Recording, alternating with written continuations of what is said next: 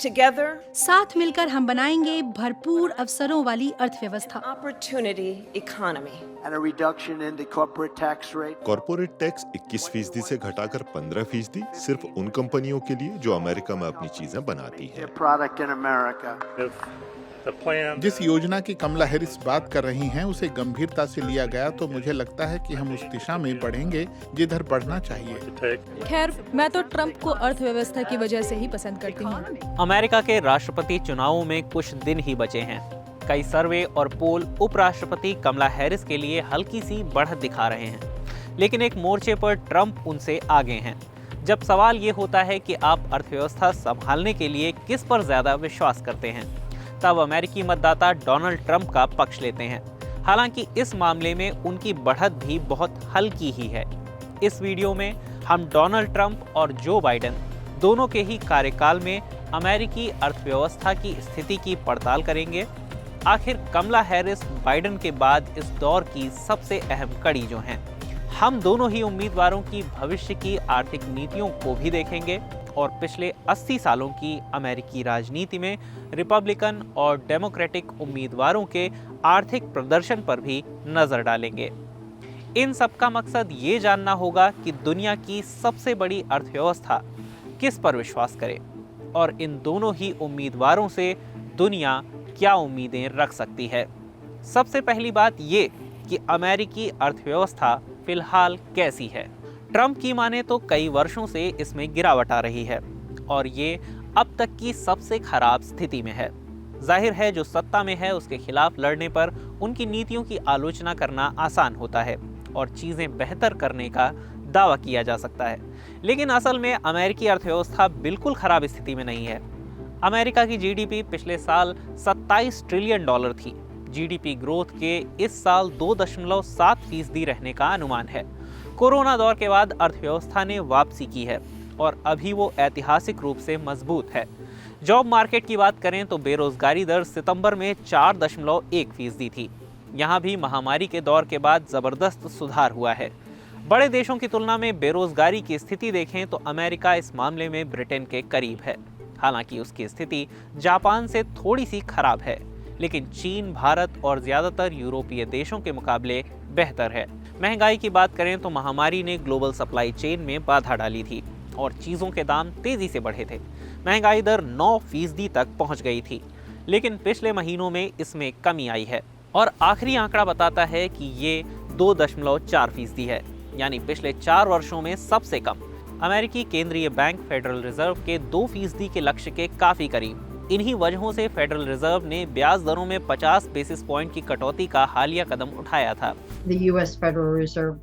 अमेरिकी federal reserve ने बहुत अच्छा काम किया। इसने मजबूती देखी, अर्थव्यवस्था की अंदरूनी मजबूती।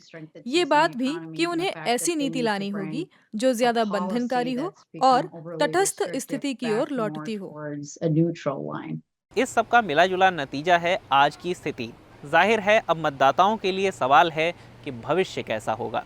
चलिए देखते हैं उम्मीदवारों ने अपनी भविष्य की योजनाओं का कैसा खाका खींचा है। उन्होंने अमेरिकी लोगों से क्या वादे किए हैं। Together, साथ मिलकर हम बनाएंगे भरपूर अवसरों वाली अर्थव्यवस्था। opportunity economy. हम आपात स्थितियों का फायदा उठाकर किराने के सामान के दाम बढ़ाने वाले बुरे लोगों से निपटने के लिए कॉर्पोरेट दामों से छेड़छाड़ को बैन करेंगे। भरपूर अवसरों वाली अर्थव्यवस्था की मेरी योजना का एक हिस्सा ये होगा कि पहली बार घर खरीदने वालों को डाउन पेमेंट में $25,000 की मदद दी जाएगी ताकि वो इस ओर कदम बढ़ा सकें। And when I'm back, जब मैं उस सुंदर से व्हाइट हाउस में लौटूंगा, हम कर्मचारियों को टैक्स में ज्यादा बड़ी छूट देंगे और हमारी एक विशेष टैक्स योजना है जो मुझे लगता है काफी बढ़िया होगी। ये है टिप्स पर कोई टैक्स नहीं। tips and a reduction in the corporate tax rate. Corporate tax 21% से घटाकर 15% सिर्फ उन कंपनियों के लिए जो अमेरिका में अपनी चीजें बनाती हैं। Their product in America. They're going to move a lot. उन्होंने कुछ दिन पहले घोषणा की थी कि वो काफी उत्पादन मेक्सिको में करने वाले हैं। मैं जॉन डीरे को बताना चाहता हूं कि अगर आप ऐसा करते हैं तो हम उन चीजों पर 200% टैरिफ लगाएंगे जिन्हें आप अमेरिका में बेचना चाहते हैं। जो उन्होंने कहा वो आपने सुना, और जो नहीं कहा उसके लिए उम्मीदवारों की चुनावी वेबसाइट देखते हैं। तो कमला हैरिस के लिए अवसरों वाली अर्थव्यवस्था सबसे ऊपर है। बताया गया है कि कैसे टैक्स कटौतियां लागू की जाएंगी और इसके लिए आंकड़े भी दिए गए हैं।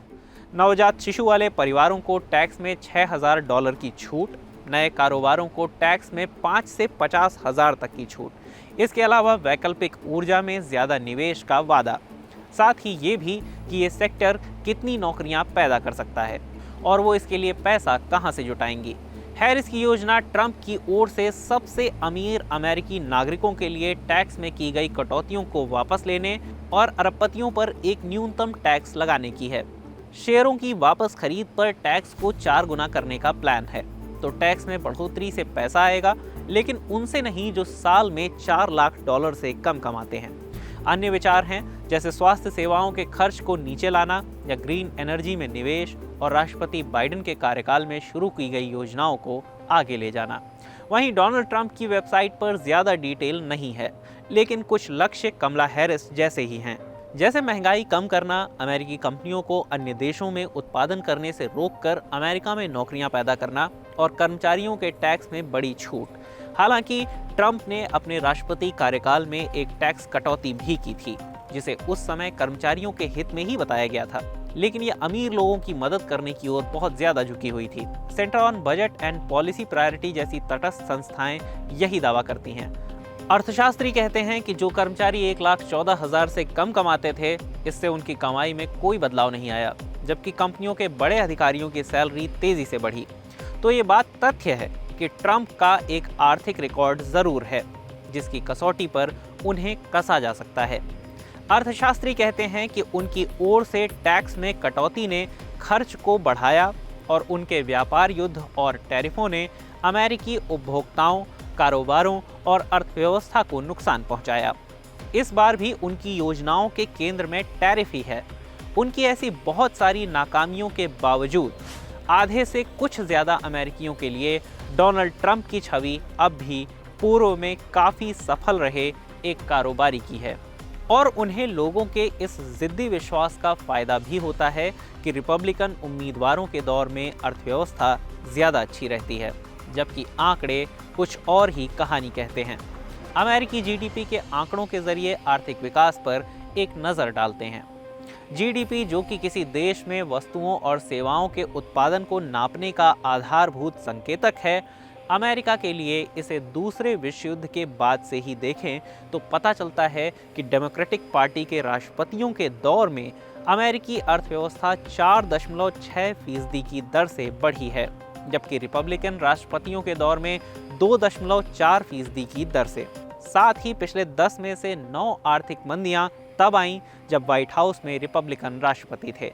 प्रिंसटन यूनिवर्सिटी में अर्थशास्त्र के प्रोफेसर एलन ब्लिंडर और मार्क वॉटसन इसकी गणना के लिए अलग तरीका चुनते हैं।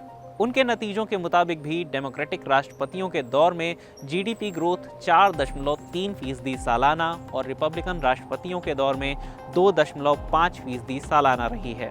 उनका कहना है कि 4 साल के पूरे दौर को देखें तो डेमोक्रेटिक राष्ट्रपति 18.5% की औसत बढ़ोतरी देकर गए, जबकि रिपब्लिकन राष्ट्रपतियों के दौर में ये 10.6% ही रही। लेबर मार्केट को देखें तो डेमोक्रेटिक राष्ट्रपतियों के दौर में बेरोजगारी दर औसतन 0.8 परसेंटेज पॉइंट नीचे आई है, जबकि रिपब्लिकन राष्ट्रपतियों के दौर में ये 1.1 परसेंटेज पॉइंट बढ़ी है। लेकिन इन बड़े आंकड़ों से आगे देखें तो और कौन से बदलाव हुए हैं। डेमोक्रेटिक प्रशासन के पूरे दौर में लोगों का वास्तविक वेतन $7,500 बढ़ा है, जबकि रिपब्लिकन राष्ट्रपतियों के दौर में ये मात्र $740 बढ़ा है। अगर इसे व्हाइट हाउस में उनके कार्यकाल के अनुपात में देखें तो डेमोक्रेटिक राष्ट्रपतियों ने रिपब्लिकन राष्ट्रपतियों के मुकाबले वेतन को 15 गुना ज़्यादा बढ़ाया है। अलग अलग राष्ट्रपतियों के दौर में कर्ज के आंकड़ों पर नजर डालते हैं। ये आंकड़े 1980 के दशक में रीगन के कार्यकाल से लेकर अब तक के हैं, जो बताते हैं कि रिपब्लिकन राष्ट्रपतियों ने देश के कर्ज को भी डेमोक्रेट राष्ट्रपतियों से ज़्यादा बढ़ाया है। यहाँ ये भी साफ कर दिया जाना चाहिए कि कर्ज कोई बुरी चीज़ नहीं है। आखिर कई बड़ी योजनाएं इसकी मदद से ही लागू हो पाती हैं। पर अमेरिका में रिपब्लिकन राष्ट्रपतियों के दौर में कर्ज बढ़ने की बड़ी वजह टैक्स में दी गई छूट रही, जबकि डेमोक्रेट राष्ट्रपतियों के दौर में कर्ज की अहम वजह इंफ्रास्ट्रक्चर, सामाजिक और कल्याणकारी योजनाओं पर किया गया खर्च रहा। अर्थव्यवस्था की मजबूती मापने के एक और आधार को देखते हैं। कंपनियों को होने वाला मुनाफा और शेयर बाजार से आने वाला रिटर्न। 1945 से अब तक डेमोक्रेट राष्ट्रपतियों के दौर में कंपनियों की कमाई औसत 12.8% की दर से बढ़ी, जबकि रिपब्लिकन राष्ट्रपतियों के दौर में 1.8% की दर से। शेयर बाजार की बात करें तो S&P 500 डेमोक्रेट राष्ट्रपतियों के दौर में औसतन 11.2% का सालाना रिटर्न लेकर आया, जबकि रिपब्लिकन राष्ट्रपतियों के दौर में 6.9% सालाना का। पिछले काफ़ी समय से ये ट्रेंड और मजबूत हो रहा है। अमेरिकी कंपनियों का मुनाफा अपने उच्चतम स्तर पर है। इसके साथ ही डाउ जोन्स और S&P 500 भी। अब तक हमने बहुत ज़्यादा आंकड़ों की बात कर ली, लेकिन इन सब का निचोड़ बस वही है जो अमेरिकी सीनेट की निष्पक्ष संयुक्त आर्थिक कमेटी कहती है। ऐतिहासिक स्तर पर डेमोक्रेटिक राष्ट्रपतियों को अपने पूर्ववर्ती रिपब्लिकन राष्ट्रपतियों से कमज़ोर अर्थव्यवस्था विरासत में मिली, जिसे सुधारने के लिए उन्होंने ऐसी नीतियां लागू की जिन्होंने आर्थिक विकास और अर्थव्यवस्था की सेहत को सुधारा।